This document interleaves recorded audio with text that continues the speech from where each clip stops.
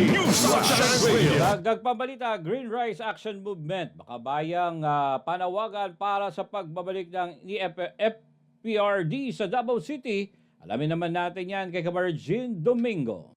Sa tahanan ni dating Pangulong Rodrigo Roa Duterte sinagawa ang Green Rice Action Movement, isang makabayang pagkilos sa sumasalamid sa patuloy na pagkitiwala at pagmamahal ng taong bayan sa dating Pangulo. Ito'y dinaluhan ng mga taga-suporta mula sa iba't ibang sektor ng lipunan na nagtipon-tipon upang ipahayag ang kanilang panawagan. Ibalik sa Davao City si Tatay Digong. Ang Green Rice Action Movement ay higit pa sa isang simpleng pagkitipon.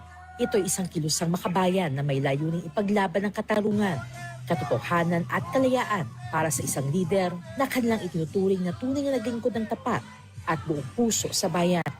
Sa ikatlong linggo ng sunod-sunod na pagkilos, muling nagtipon ng mga taga-suporta ni dating Pangulong Duterte upang kondinahin ang iligal na pagdadala sa kanya. Sa Netherlands, bit-bit ang mga placards, kandila at pusong nag-aalab. Buong tapang nilang inihayag ang kanilang kolektibong hangarin na siya'y makabalik sa sariling tahanan, sa kanyang bayan, sa kanyang minamahal na Davao.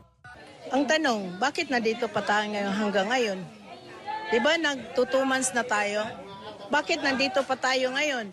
Wala tayong suporta, wala tayong kuwan. Kundi tayong lahat ay nagtulong-tulungan para tayo mag-sustain sa ito ang ginagawa ngayon. Ito po ay mahal natin ang Duterte family.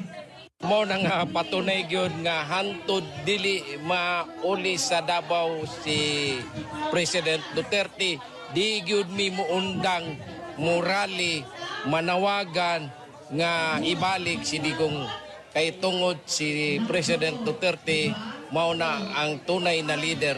Siya ang nakahapsay sa Davao ug siya pod ang usa ka nakahapsay sa tibuok Pilipinas kanyatong pagka-president niya.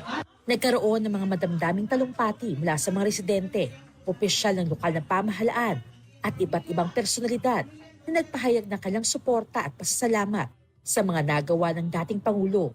Inawit din ng mga himig ng pagkakaisa at panalangin habang sinisinihan ang mga kandila sa isang candlelighting ceremony bilang simbolo ng pag-asa at paninindigan.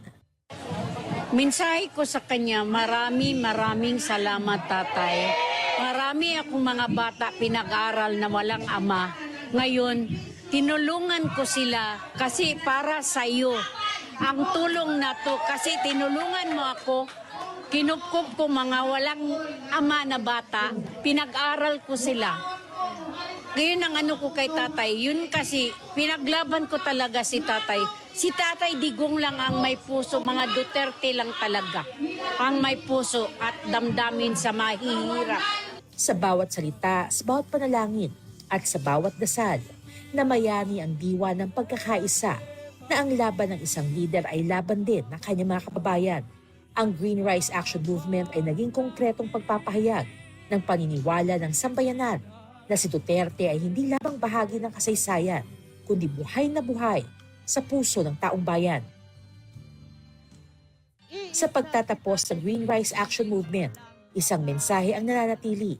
Hindi kailanman mapuputol ang ugnayan ng isang lider sa kanyang bayan. Ang panawagan para sa pagbabalik ni dating Pangulong Duterte ay hindi basta sigaw. Ito ay tinig ng damdaming makabayan, sigaw ng pagkakaisa at panata ng mamamayang hindi kailanman tatalikod sa isang lider na minahal, pinagkatiwalaan at pinaniniwalaan. Yan ang pinakahuling ulat mula dito sa Davao City. Ako si Jean Domingo para sa Diyos at sa Pilipinas kong mahal. Sunshine News.